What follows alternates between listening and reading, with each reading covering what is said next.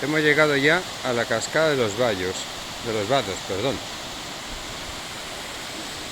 ¿Ves qué bonito? Parecen como toboganes.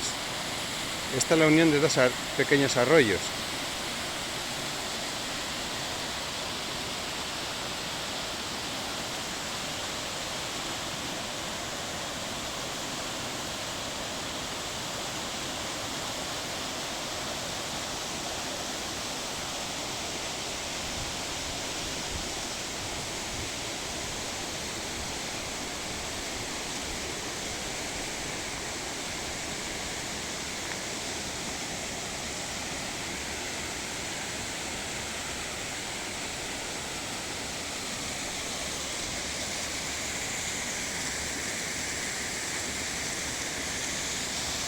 Luego la información la tenéis en el enlace de la ruta.